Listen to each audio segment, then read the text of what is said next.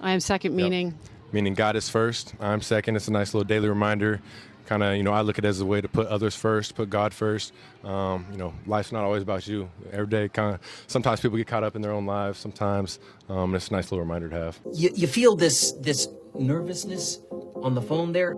Sir, I've been trying to make an urgent phone call up there. Well, I don't think it's something I want to do on an overseas phone. You gotta make some phone calls. Hang up the phone. Prank caller. Ladies and gentlemen, welcome once again to Packernet After Dark. This is the call-in show, the Packernet Podcast Network. If you'd like to call in, if you'd like to participate in the show, please feel free to do so. The phone number here is 608-501-0718. New callers go directly to the front of the line. Happy Easter to all of you out there. I would call this the Easter special, but I mean, you guys are calling about whatever you want. I don't know what you guys are talking about. Probably not Easter, probably football. But still, happy holiday to you. Anyways, let's get going again.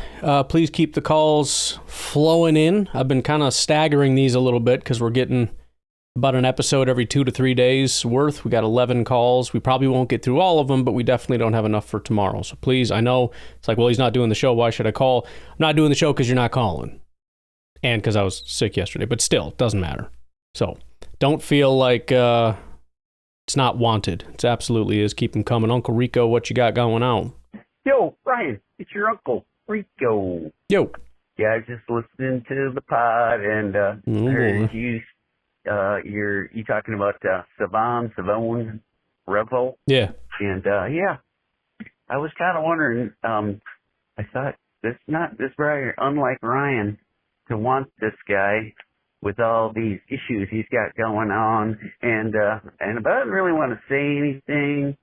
And I think I maybe made that comment on one of the other players we were looking at, that they played very little football, and I don't think this guy's really played very little football. But yeah, what'll happen? I'm sure Packers will skip him. Some other team will pick him up, and he'll be the greatest player ever. But yeah, I don't think it's worth the risk. Yeah. And I didn't even know that about so do they not do the Wonderlic anymore? I don't know. I feel like they do it. I don't know who participates or what that is all about, but it's very under the table. Nobody aside from Bob McGinn really likes to talk about it because it's sort of a third rail issue. Nobody, you can talk about somebody being too fat, too short, too slow. That's perfectly fine. But there's something about saying we're not sure you have the required intelligence to play this very mentally taxing position that American citizens can't just can't seem to stomach that issue. I don't really know why. I understand it's not nice. Neither is saying you're short, fat, whatever, short little stubby arm douche. I mean that's fine, but you can say, well, it's not a good metric. Like, okay, well, neither is the 40 time. So, and I'm all for finding a better one. But the point is, nobody wants to. That's the thing. If somebody was honest, like if I were having a discussion and somebody's like, well, the reason we can't use it is because it's not an accurate measurement of intelligence. Okay, fine. Would you be okay if we found a better one? Do you think we should use it if we find a better one that does correlate to intelligence? Which I think the evidence that it doesn't is sparse. Kind of like people are like, oh, IQ doesn't do it. So yes, it freaking does. Of course it knew. But the point is, the answer would still be no. And the fact that it doesn't correlate or whatever is just a cop-out to make it go away. I'm interested in it. If you don't want me to say it on the podcast, fine, but at least display it somewhere where I can go find it and be like, okay, he's stupid, I'm not as interested. I mean, I have a lot of quirks as far as guys that I want and don't that are a lot less relevant than intelligence. You know what I mean? Like I said just the other day, Kadarius Toney said he wanted to be a rapper and I was out. I don't know that that's as good of a metric as intelligence. In fact, I don't think speed is as good of a metric as intelligence. I don't know if arm length is as good of a metric as intelligence, because being really intelligent is important, especially for certain positions like quarterback and stuff. Yes, there have been rare occasions of people who scored really low that went on to be pretty good quarterbacks, but exceptions to the rule kind of prove the rule, you know what I mean? The fact that it's an exception. So, yes, I believe the Wonderlic still happens, but good luck finding that information. You spoke about that over the course of last year, heard a little bit about the Wonderlic, and have they given up on that? Is that bad now? Can't. Yeah, it's dumb. That's that the test when the decision to drop the Wonderlic test wouldn't pass the Wonderlic test because it's dumb. Anyway, yes, Mr. Rebel, I wish him well. I hope he does well. I just don't think we can take the chance on. That's a big investment to put into somebody with his concerns. Let's call him concerns because he's probably a great guy. Yes, but probably a great human being. We can't risk it. We can't. All right, then. That's all I had to say. Rako out. Which, by the way, is another distinction that needs to be made. Not being intelligent doesn't mean you're a bad person. You know what I mean? Really smart jerks and really great people that are just, bless their heart types, But no, and just to clarify, because you didn't mention it specifically, and somebody could get the wrong opinion, I am officially out on Savon Rebel. That isn't to say I'd be upset if we picked him, because the upside and potential is absolutely there. But when you look at the accumulation of things, the insane amount of injuries and all the stuff, he's played 880 snaps over 3 years, which is about one season worth. He played 3 games this past year. He's really only played 1 full season in 2023, and I don't even think that was a full season, was it? He played 1, 2, 3, 4, 5, 7, 8, 9, 10, 11, 12, 13. Maybe that's a full season. I don't know. Doesn't matter. I don't remember all the things. I freaking memory dump because I'm in the stupid category, not the smart. I wouldn't do great on the Wonderlic probably. Wouldn't do well for all you high Wonderlickers. You got your Goot Lickers and your Wonderlickers and all the lickers. That would be funny. So I because I support the Wonderlic, I'm also a Wonderlicker. So I'm a Goot Licker and a Wonderlicker. I'd probably find that a lot funnier than it is. But yeah, just to be clear, I'm out in a sense that I just don't think it's probably wise. There are, and I don't remember who said it. I should look it up because I reference it all the time. But there was somebody who had made some kind of a case that there were times. I think it might even been a former Packer, but there are times when you would look at a guy and he would have really poor character issues, and you would essentially come into it and say, "Look, this guy might be a superstar, but I'm going to make the decision to take him off the board, and we are not going to draft him, and I'm going to sleep well at night if he goes on to have a good career, knowing that I still made the right decision." And that's kind of where I'm at with Savon Rebel. I don't think the Packers will pick him because it would seem silly to have this many issues with Jair and then go out and get a guy that seems to be maybe best case scenario Jair. I mean, technically best case scenario is he comes in and all his injury issues disappear, and he's a great corner and all the things. But, I think the Packers are going to be a little bit extra sensitive about injuries and guys that have severe injury issues and are quite a bit older. I mean, there's just so many flags that, again, it's kind of if he goes somewhere else and has a great career, I'll be called a terrible GM and all those things, but I'll feel confident knowing that it was still the right decision to make. Hello? Okay. Uncle Rico called back, but didn't really call back. Zach, what's up? Yeah, Ryan. Back in Buffalo, buddy. Hey, listen, just a quick question for you. If you had to rank our biggest team need, say Jair is gone, because it seems like all the reports are saying that he's going to be gone. Yeah. I still don't know. Hope he's here, but if he's gone, I hope we get something decent for him. Agreed. At least, draft day trade would be awesome. Who knows? Either way, if you had to rank these 3 positions in order of need, what do you think what do you think it is 1 through 3? If you had to go with 3 tech, okay, so we'll just say defensive line, corner, and wide receiver. If you could rank those 1 through 3 and maybe give it just a short, a quick synopsis on why you think that, personally, I think our number 1 need is probably corner with Ja gone, but it all depends on where the draft falls. I think that if we don't take a corner early, I think we're probably looking at being set the rest of the year, unless they pick up somebody later in the draft, take a swing on a guy who doesn't have high prospect. But we'll just have to see, man. But yeah, if you could please 1 through 3, defensive line, which could include edge, stuff like that. So D-line, wide receiver, and corner, please and thank you. Thanks, bud. It is tough, and it there's a lot of projection involved in it. and that's kind of where I get stuck. If we just simply went off of which group do I like the best with Watson, Dobbs, Wicks. I know Watson's hurt, but that's another thing. It's like, well, do you count that 100%, 50%? This isn't presumably the only year he's going to be here, so I don't know. But if you compare that to Kenny, Wyatt, Carl Brooks, Wooden, basically it, and then Nixon, Valentine, Hobbs, with the outside chance of Kalen King stepping up and making an impact. Yeah, I would probably say corner I feel the least good about.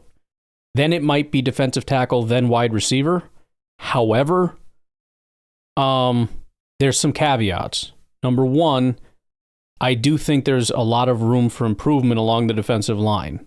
I also think, again, if the guys just played like the second half of the year, although all three of them need improvement, Kenny and Wyatt and either Brooks or Wooden, I can never remember which ones. One was terrible, one actually was doing quite well. There's some decent things there with Wyatt, I think, still having room to grow. It's kind of the annoying thing is you had year one, then you had year two, which should be growth, but instead it went backwards. Wyatt and Lucas Van Ness and some other guys where you kind of hope for a year two jump and you get a year two backstep because of the scheme change and all that. And so, I don't know, do you count this as kind of a year two? Is this year three? I don't freaking know. And then with corner also, again, it's like, well, I don't think they're very good, but, they small sample size, they did a pretty good job down the stretch of protecting the corners, or however you want to say it. It doesn't really matter whether they played well or they were protected. The point is we weren't in trouble because of the lack of talent there. I can't get it out of my head that if you could get me one dominant stud, I would want it to be a wide receiver. And I know if Jordan just steps up and is a dominant force, then it's not really going to matter, but it's still going to kind of matter. I don't know if that's just like the fan in me doing like the fanboy thing of just wanting a wide receiver because the casual fan is just bubbling up inside of me, or if that's a legit thing. I will say corner and wide receiver are the two positions I really don't see any... I don't really have a lot of belief in either that there is actually a top 10, top 20 type of player that's there. Some people get mad about wide receiver, and Christian certainly could be that guy. Romeo, Wicks, I don't buy it. Malik, no. Reed, maybe, but I also think he just has a hard ceiling. There are certain things I think he just can't do, and I think he has a limited role. And I think he can be good in that limited role, but we got to build out the other spots. We can't rely on Jaden Reed to be the number one, because there are going to be times when people can take away Jaden Reed. What you want is the focus to be on someone else. And so I think, let me put it this way, the biggest leap any one group could make would be to find a true number one, to go get Teteroa McMillan, put him in there as your X. Christian Watson is a dominant Z receiver, and Jaden Reed can play underneath as a dominant slot receiver, with Tucker Kraft being a dominant tight end. I think it just fills out the room. This main piece that is missing. Now, you can do something kind of similar at corner, but not really, because unfortunately, some positions are, an individual player can make an impact, and some are weakest link. Like offensive line is weakest link. Corner is kind of weakest link too. Not to say it doesn't have any value, but a number one corner can do a good job of taking away a number one receiver, even though nobody shadows 100% of the time. But you still are at a detriment if you have other corners that are not good. You can have bad wide receivers across the board, but you got this elite guy, he's just dominating. Again, not entirely, because they can double, triple team him, whatever, but you get what I'm saying. It has a major impact by itself. And defensive tackle is that way too. One defensive tackle can change everything, and I couldn't care less about who the rest of the guys are. But when you look at the combination of biggest single impact a single player can make, and I don't really see anyone taking another step forward, wide receiver kind of checks both of those boxes. At defensive tackle, there's a chance that Wyatt could be a really good pass rusher and Kenny can Brooks wouldn't, whatever. That, or we can find a guy that can fill in for this, that, or the other. You mentioned a 3-tech. You can find specifically a Wyatt 3-tech type a little bit later, or a 1-tech if you really want to find that. You can find that 3rd, 4th round, whatever. I think there's some great, second round options. Well, first 2, but and then corner. Again, you go get that one dominant guy, and that's cool, but that doesn't change the fact that we still have, probably Nate Hobbs in the slot with Keyshawn as the other boundary guy. We still need 2 more kind of desperately. So, tough question to answer because it really just kind of depends how you want to view it. I think they're all very important.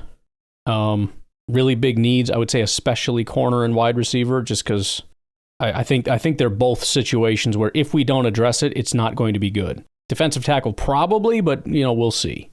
All right, let's take a break, and we'll come back. We got a couple more calls from Zach in Buffalo. Hey, man, Zach in Buffalo again. Yo. I know this could be off topic with whatever you're talking about, but I don't know, man. Am I the only one that is so turned off by Shamar Stewart that, I would be absolutely gutted if we actually drafted him, first round? Now, I mean, don't get me wrong. If he falls, sure. I get it. But, my problem is that I just don't think he's good at anything. I think that he's a jack of all trades and a master of none. But, the scary part is that he might be, the most athletic guy at that position in the draft this year. And I got a pit in my stomach. I kind of think that Goody likes him. I don't know. I really hate the concept of drafting him. And maybe I'm wrong. Maybe maybe we'll draft him and he'll be a stud, and I'll be like one of the Bills fans that was hating on the Josh Allen pick and wanted Josh Rosen. But I don't know, man. I've been saying most of this draft season, I watch, I catch all the pods with Clayton and them, and I catch every pod you have, and and it's I genuinely feel this year that we can draft almost anyone at any position, and I'll be happy. I feel like there's enough talent in this draft. Maybe not blue chippers, but I feel like there's enough talent in this draft that is all around the same range for a long time in the positions of need, except for corner. Corner gets real light after round 1, in my opinion. Even the guys in round 2 aren't that great, in my opinion. Even round 1 is iffy. Oh, man, he's the one guy. He's the one guy that, his name comes up, and I don't know, man. I cringe at the thought of it. I don't know. I don't mean to be negative, but I just don't. I'm completely turned off by the prospect of that pick. But yeah, man. So maybe if I'm wrong, can you tell me if I'm wrong or why I'm wrong? I appreciate it. Any criticism is welcome, dude. That's fine. I don't know. I don't like him. I don't like him. I want like a Jade Barron first round, or honestly, in Ibuka, first round wide receiver, whatever. I don't care about that crap. But I don't know, man. Just not Shamar Stewart. He can go to Dallas or something. I don't want him, and yeah. So just let me know, man. If you think I'm wrong, please let me know. Thanks, buddy. See ya. Go Pack, go. Well, I don't think you're wrong, and I don't think you're alone. I would, if I had to pick someone that had the largest, if we did a poll and picked 4 people, whatever, that's what Twitter allows, and Packer fans could pick the one guy they just don't want, I would say Shamar Stewart might win that competition. So you're definitely not alone. And I think it's partly for good reason and partly for the sake of narrative. I think the thing with Shamar Stewart is he's all athleticism and no production. And that's pretty fair. I think the thing that's a little bit unfair, first of all, is the idea that Gutekunst loves these type of guys. Again, I haven't done a full in-depth research type thing on this issue. The idea that Gutekunst loves, it's funny because I've seen on Reddit and whatnot, somebody will come out on the NFL draft subreddit and say things like, I want you guys to put together a list of tendencies for your team. And I'll, of course, peruse it because it's interesting. You know what almost every team says? High RAS. You know why? Because almost everybody in the first round has a high RAS, and probably second round, and a lot of the guys that get drafted. And you say, well, Gutekunst always. No, he doesn't. There are plenty of guys that do not have high RAS, including, let's say starting in the second round, although Jordan Love, I think what was he, in the 7s or 8s in the first round? So it's not everybody in the 9s. It's not a requirement. And again, it's most. So it's just, there are these outside variables. And on top of that, it's like, well, he's Rashawn Gary. And I do think that's if you had to make a comp, it's not a bad one. But Rashawn Gary did have more production than Shamar Stewart. So it's not like a one-to-one, well, he loved Rashawn, so he's going to love Shamar. It's entirely possible that Gutekunst is looking at Shamar and saying, I just don't think he's a good football player. The other, I think, fair thing to bring up is he's far from the only guy that lacks production. In fact, as we've gone through this, a ton of guys really lacked production. Almost all of the defensive tackles completely lack production, including Harmon. When you look at sacks, right? Harmon had 1 year of production, and his only production was pressures. His sacks, he had like 5. Kenneth Grant didn't have good production. A lot of these edge rushers really are not high production guys. So I think it's certainly a fair criticism, but I think it's sort of, he is the poster child of all athleticism and no production, and a lot of other people are just kind of given a pass. Like when we say, who's that guy at Shamar Stewart, we put all our, it's a very Easter message, we put all our sins on him so that everyone else can be judged fairly. Well, now we're getting theological, it wouldn't be fair, but can be judged without criticism. How about that? But it's certainly a concern, like it is with a lot of these guys. There are going to be absolutely teams that look at him and go, he's a freak, and I think we can coach him, I think we can teach him. I do think that there are obviously guys that can be taught, and I think there are other guys that are just not good football players. And I probably am in the camp of, if I had to guess, there's just certain things he doesn't get consent. I talked about this a lot with wide receiver. Right, that was my whole thing with Trey Harris. I can't really explain what's going on with Trey Harris other than to say, if I had to make the most sense of it I could, he just has a natural understanding of football. Some guys can just play and they play well, and it has nothing to do with your athleticism level. It's just a natural feel for the game. Some guys don't have a natural feel and they need to be taught. And then it's a question of, can you be taught? Because sometimes it's like, I don't get it. Like, you do what, when, And so I think there is something to be said for finding guys that just have a natural feel for football. They just have this natural inclination of how to do things, or just this natural dogged determinism like Mike Green or something. So he's at least just given 110. Shamar is just, to me, and one of the things I need to do, because I'm already forgetting exactly what I said about these guys, is go find and transcribe. They're already transcribed, but go and find out what I said about them, looking back at those transcriptions. In fact, let me just do that really quick, because I don't even remember what I said. Okay, I remember now. So I was actually much more gracious. So let me kind of help to sell you, hopefully. Essentially what I had said, first of all, 21 years old, which is a positive. 10 RAS is a positive. Second fastest 40 time, while being the heaviest edge rusher. That's cool, right? Already a really good edge setter. I know that's a distant second compared to rushing the passer, but his floor is, this guy's probably going to come in and be a really good run defender, okay? Secondly, or third or fourth, or whatever number we're on, he is similar to Rashawn. This is my assessment of it, in his style of pass rush, which is to collapse the pocket. Now, when you collapse the pocket, you're probably going to end up with less sacks because you're allowing the tackle to stay in between you and the quarterback. But you're also very likely to get a decent amount of pressures. And the other thing that's inherently good about that is that he can do a thing that a lot of guys can, especially the smaller guys. And that is, he's a kind of guy that is probably not going to be denied. So I don't know that he can really develop beyond this, and that's not good. You need to be able to get around, through, under, over, whatever, these offensive tackles and lay out a quarterback. There are a plethora of techniques to make that happen. Some guys, and I think Rashawn does struggle with this, are not very good at that, and so they have a couple things they do, but primarily it all centers around, I'm going to get inside your chest and drive you straight into the quarterback, and occasionally I'll take you and the quarterback down, which is what Rashawn can do. But I guess my fear with him is that he has a high bust potential, but when you look at it from that standpoint, I think he has a low bust potential, bust meaning basically offers nothing and shouldn't even be on the field. And instead, I would view it as, I struggle to believe that he's going to be a premier pass rusher, which is a concern, but relatively high floor in that I don't see him as being a guy that's just going to completely bust out, although he might. So he's not my favorite option. I think it's a fair critique that you're laying out, but that would be my selling point for him. And actually, his pressure rate was relatively high. He only had 2 sacks, which is bad, right? And it's like most of these guys are bad. It's worse than most.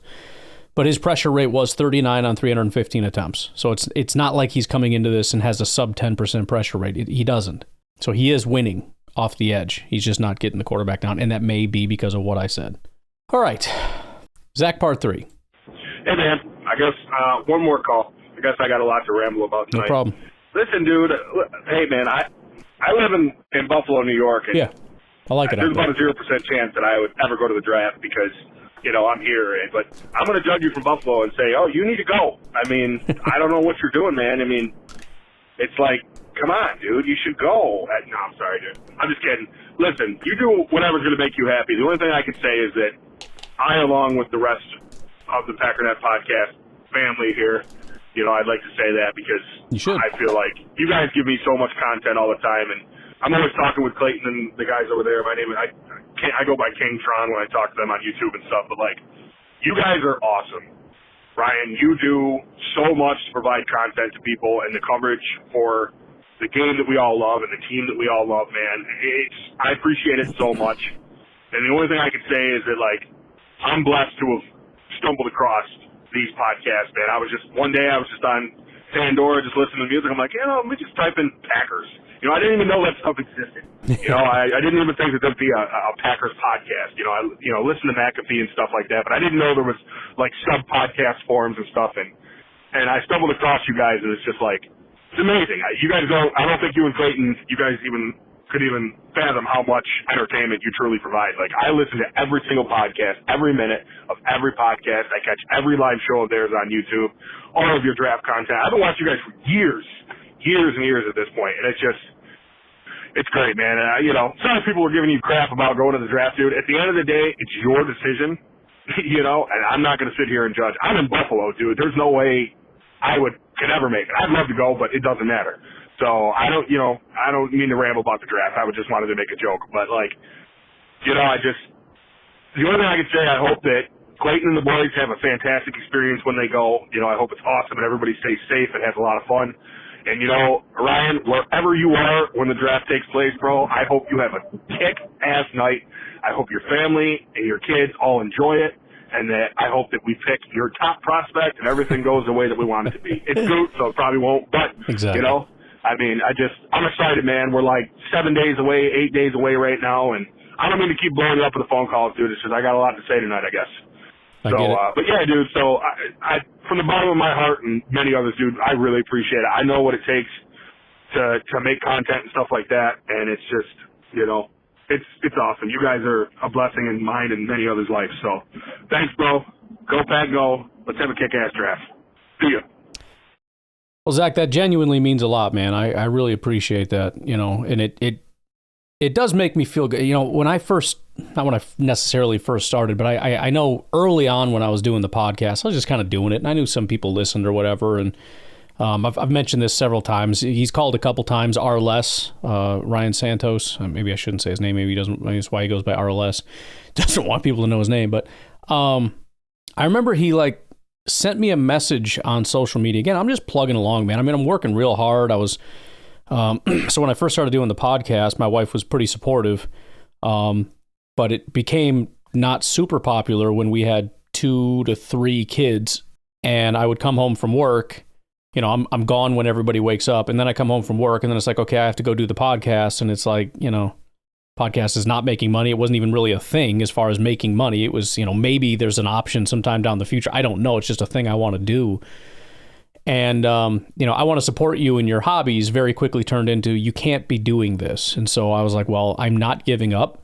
And so what I'm going to do is I will just get up and I will do the podcast at 3 a.m. or 4 a.m. or whatever it was at the time, because my work hours changed over time. And I will do it then. That way it does not interfere with any family stuff.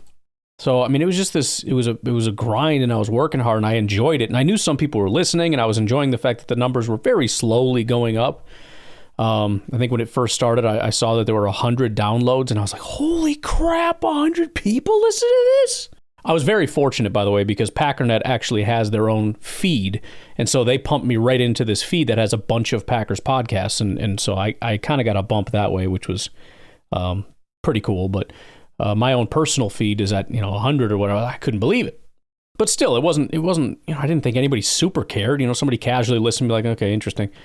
And dude reached out and put out it was a pretty long thing about just how much he appreciated the show, and it's the best Packers podcast and all that. And I was like, bro, what? Like, what are you talking about? You think I have the best Packers podcast? Like, this is crazy.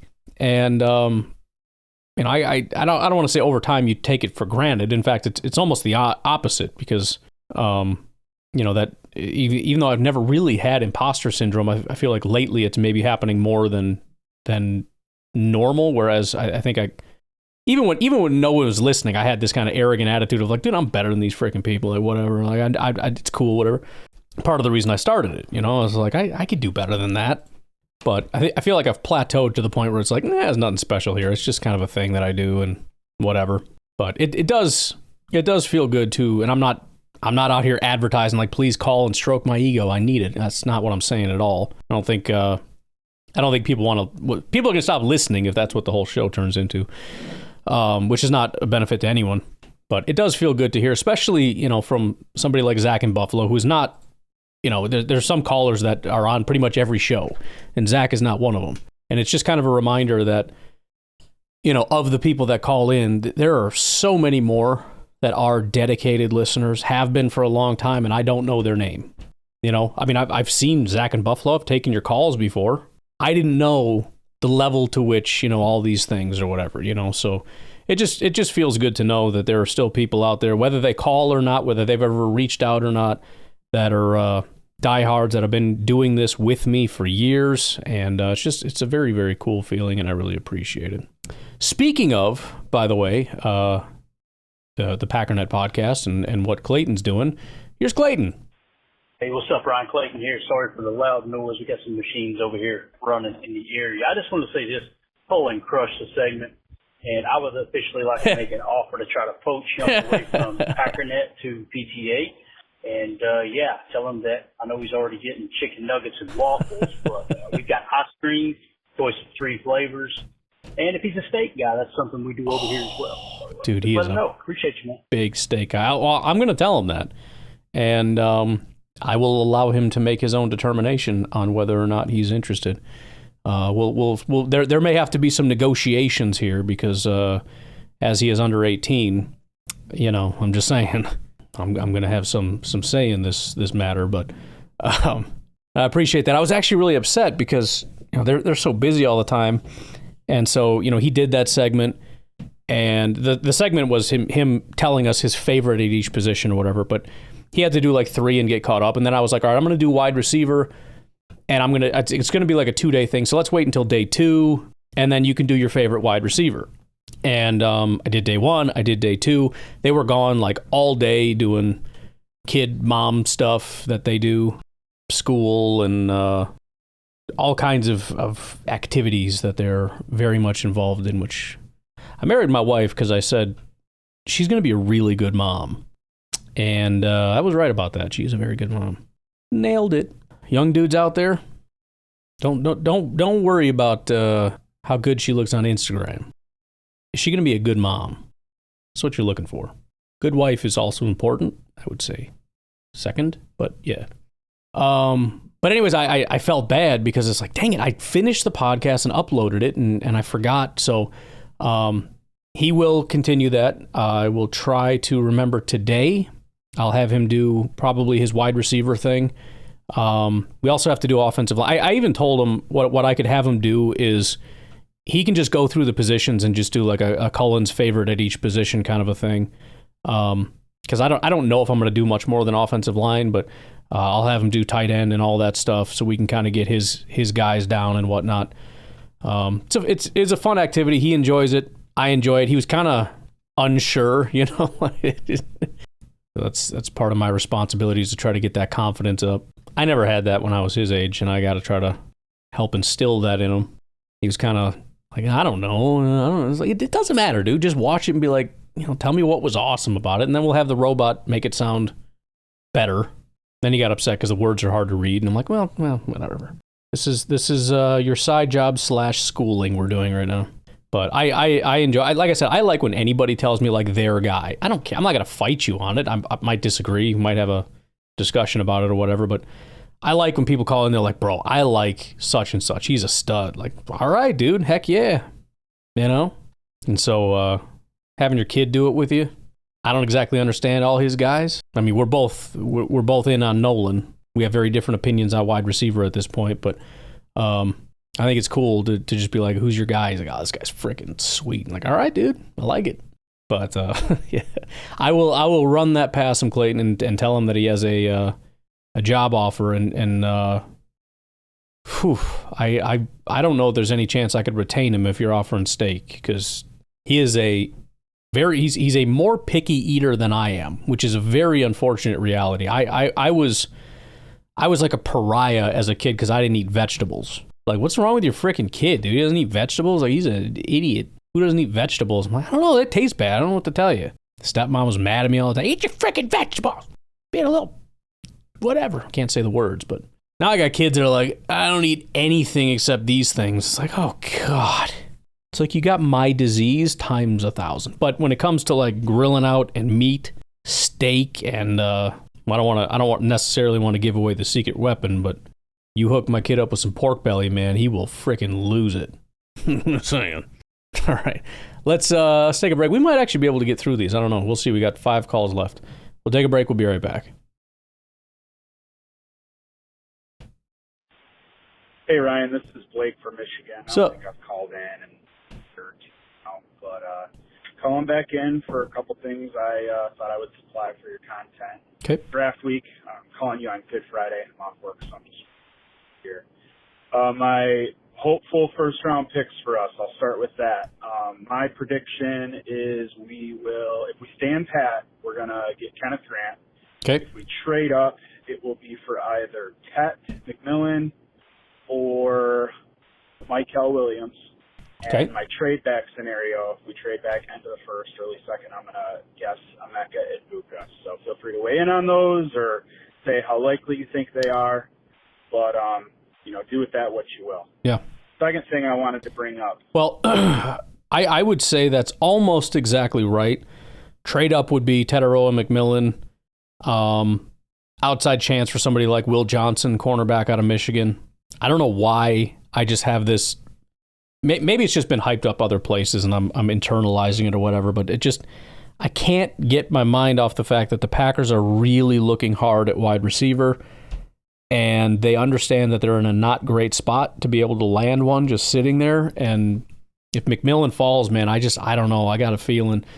As far as staying pat and taking Kenneth Grant, I think you're 1,000% correct. I mean, that makes as much sense as anybody else. I mean, they've been looking hard at like the bigger one tech guys, but also he's like an athletic freak that can be a pass rusher.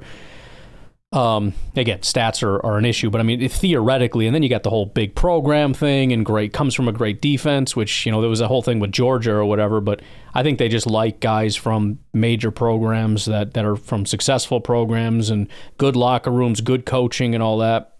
The only one I'd maybe push back on is the trade back with Ibuka, and the biggest reason I would say that, well, there's 2 reasons. One is my own personal evaluation, which wasn't super high on him, and the determination that I kind of think he does need to be in the slot. Not to say he can't go outside necessarily. I just think you lose something. The other reason, depending on how far back you go, but one of the notes that I had seen is that the absolute latest Ibuka is going to go is to the Texans, and the Texans pick at 25. So unless we trade back to 25, and obviously that report could just be untrue, but presumably we're going to drop back further than 25. And although I wouldn't take Ibuka within that range, and I could see him falling, it doesn't sound like he's going to. So let me see if I can come up with a thought on that. If we were to trade back, there are plenty of edges. I'm trying to think about, like, okay, we missed out. Edge would make sense because you could look at it and say, the top guys, Michael Williams, Shamar Stewart, Mike Green, they're all gone. And the other guys are not necessarily good value. So if we trade back to the end of the first or with something, you could look at like Ziraku or Scorton or Jackson Tuomalau, McMillan, something like that, I think could make sense. Maybe wide receiver, kind of in the same vein. You trade back and take Burden or Higgins, could be the case. So it's basically the same thing you're saying with Ibuka. I would just, because Ibuka is 33, Burden is 35, Higgins is 49. Harris and those guys are way at the back of the second round, maybe, but probably not. But could trade back and get Higgins or Burden. My obvious preference would be Burden. In fact, I think we should take him at 23 if he's there, but I could see that being a trade back thing. And then corner also falls perfectly in that because Hunter, Will Johnson, and Jahdae Barron are probably gone. And then the next, according to the consensus board, value picks would be guys that are in the second round. So, trade, if I had to pick like a single person, not that it would be my preference, I could absolutely see trading back and taking Maxwell Hairston. I would very much prefer trading back and getting Trey Amos, if I'm not mistaken. That was kind of my preference. Again, I need to go back and remember what I said about all these guys. I think I started to really appreciate Benjamin Morrison a lot more too, but I think Amos is kind of my dude. Unfortunately, I'm forgetting everything already, so there you go. So that would be the only slight pushback, but I think you're probably onto something with wide receiver being a good option, along with edge and corner, I think are also where at 23 that top tier is gone, and you want to move back closer to where that second tier starts so you can kind of get them at a better value. Your decision to go to day one of the draft was last I heard from you on your podcast. You're going to day one, you're driving up to Green Bay. It's the plan. And you're going to do all the Titletown, kids, NFL experience stuff with your family. It's a great decision. My family will have the ability to go to the draft. They're going to be up there for night one and night two. And nice. They've got some other stuff to do with family around like the Fox Valley area, Oshkosh and all that. So in case you don't remember me from calling before, I live in the Detroit suburbs. Okay. And I am a gold package season ticket holder. Grew up going to green package games that were my grandpa's tickets. I ended up inheriting gold package tickets at a younger age than most people do. So I've had my own tickets for a while. My whole life I've been going to games, 2 to 3 times a year from Michigan, nice. From the Detroit area. So I actually attended the draft in Detroit last year. Wanted to just share maybe some expectations if I was in your shoes. That'd be great. If I was going with my family. I don't have the time off to go this year. I ended up using my time off for other things. I am taking Friday off, but I don't have the travel time available to take off work for that. In Detroit last year, it was in a little bit more of a wide open area, but there was really no food options to speak of. Obviously, it was in more of a condensed downtown area. Detroit as a city is a lot more spread out. I looked at the map that they released for the draft area this morning. And it looks like you guys are going to have a lot more food options, a lot more options for kids. In Detroit, they had stuff here and there for kids, but it was nowhere near the draft zone or anything like that. It was kind of just a maze of temporary fencing that they had set up. I'm about to get hit with the 3-minute monster. I'll call back again and give you the rest of my thoughts on the draft. And then one other thing from this morning. Okay. Part 2 for Blake. All right. Blake from Michigan's thoughts on attending the draft in Green Bay and comparing it to Detroit, part 2. So it looks like you guys are going to have a ton of food trucks. Very much looking forward to that. You obviously have like Kroll's and all the bars that are adjacent to the west of the stadium right there. I think the biggest advantage for you guys, it's kind of a double-edged sword in Green Bay. It's going to be kind of ease of getting to the draft area once you're in town. But as we all know, even in a regular Packer game, 41, 43, all those highways get gridlocked like crazy, no matter what direction you're going in. So, like, I've gone back to Manitowoc after a game. I've stayed in, Alloway after a game. I usually go back to Oshkosh after a game just because it's so crazy to stay in a hotel or an Airbnb in Green Bay on a game weekend usually, unless you have a ton of people in a big group with you. So I think your transportation up's going to be okay. Getting out's going to be a gridlock and be the real pain of it, but maybe your strategy of getting home before the actual picks, or at least getting out of town before the actual picks, will pay off for you. So good luck to you. I hope you have a great time. You won't regret going up, even if you're experiencing some stressful or anxious moments while you're up there. So enjoy the time with your family. Last thing I wanted to talk about was this Rodgers-McAfee interview. I haven't watched your news or notes from Good Friday today. I don't know if you're going to address this or not, but this is another way you can address it or rehash what you said. This clown, former Lions DC Aaron Glenn, who is now the coach of another clown franchise, the Jets, this super contentious, disrespectful meeting with our very own Rodgers. Now, do I miss the drama with Rodgers? Absolutely not. Will I love Aaron forever for all the moments and the championship he brought to us and the years of contention and close playoff, close to playoff runs afterward? Of course, I'll always cherish those and relish those, and he's a legend forever. I just can't believe the disrespect of Aaron Glenn and it's terrible. Really how easily people in the league have forgotten the greatness of him, even being the MVP of the league 4 years ago. I just can't wait for Rodgers to eventually, inevitably join the Steelers.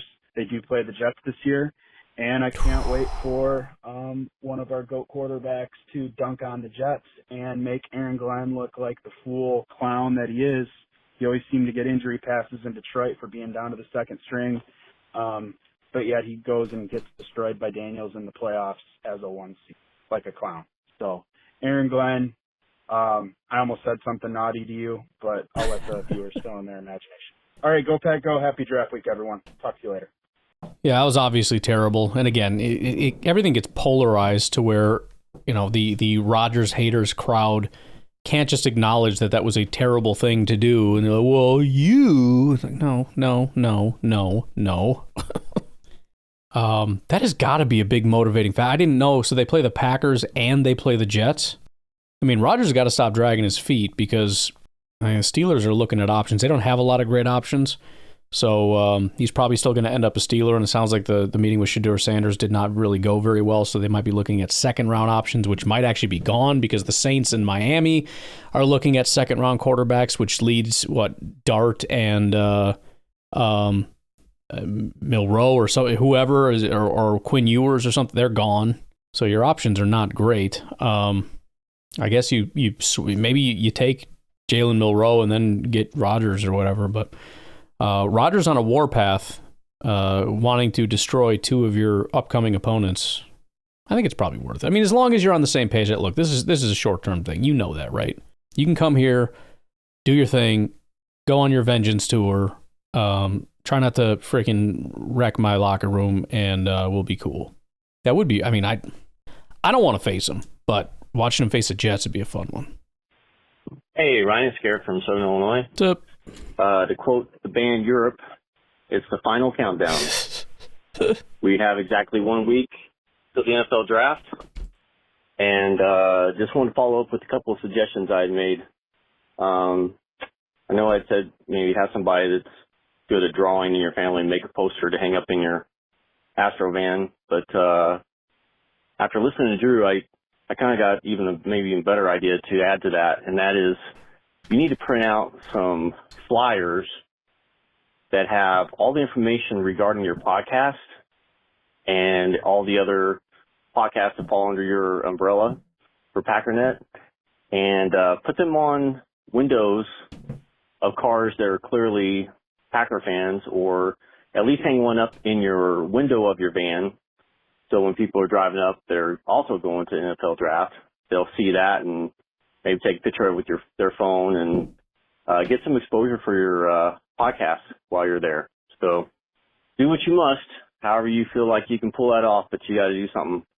You're a walking advertisement, so do what you can.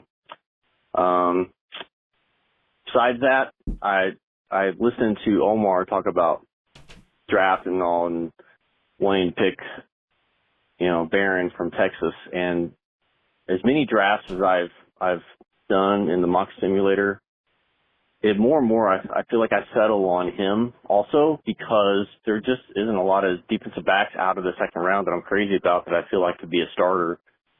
And I feel like this defense really could definitely need one on the outside. So I too would be much in favor of picking Jade in the first round, and then maybe even if Dude can work some magic, move up in the second and just snag the best wide receiver on the board in the second, because that's where I think the jackpot is. So hopefully he can work his magic. Maybe he can even trade Jair before that and maybe add to a third and move up and get another second-round pick somehow. But I'd love to see them pick 2 guys to add to that group. I know that it probably bumps out somebody, either Heath or Melton, but you've got to put the best out there. And I think that there's some guys out there that are way better than the group you've got. You've got to take a shot at it. So that's why I just hope they pick a wide receiver in the second round. I'm out. Yeah, and that comes back to what we talked about before, that maybe the best pick in the first round is the one that you don't feel confident about in the second round. I'm all in on wide receiver in the first, but boy, oh boy, do I like some of the wide receivers in the second. Edge is similar, I mean, I'm not sure where I'm at. Maybe Mike Green is kind of my dude in the first or whatever. I don't know, but, I think there's some pretty good options in the second. Defensive tackle, I mean, my favorite overall tackle might be in the second. After I went through the second time, what was it? I think it was TJ Sanders. Might just be my top defensive tackle. The only other problem is you also are going to need a third round. If we take corner in the first, cool. Except I don't really like the first round corners unless, Will Johnson is there, which even that I'm a little hesitant about. But although Trey Amos is kind of my guy too, and Benjamin Morrison, I don't know, man. I don't know. Who do I like in the second that I just don't have anybody in the first that I'm a big fan of? I don't know the answer to that. It might be wide receiver if you say Teteroa is gone and Burden is a second round guy, although we'd have to trade up or trade back in the first to get him. I don't know, man. I don't know. I appreciate the discussion, but at the same time, I overthink these things, and it's like, bro, they're going to take somebody that you don't talk about. It'll be Michael Williams or something, or freaking Josh Simmons, Tyler Booker. They're going to draft Azaria Thomas in the first round.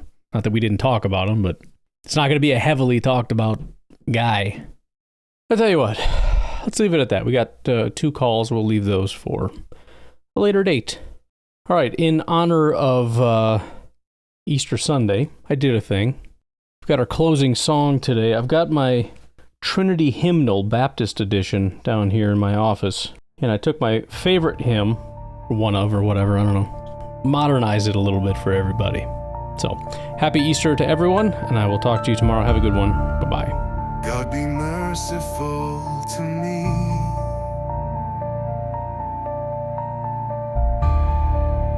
On your grace I rest my plea. Plenteous in compassion true.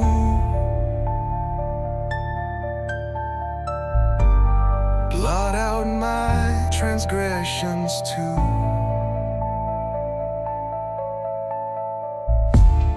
Wash me, make me pure within.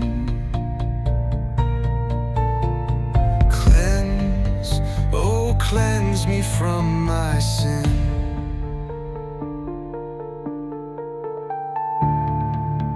My transgressions I confess. Grief and guilt my soul oppress. I have sinned against your grace and provoked you to your face. I confess your judgment just. Speechless, I your mercy trust.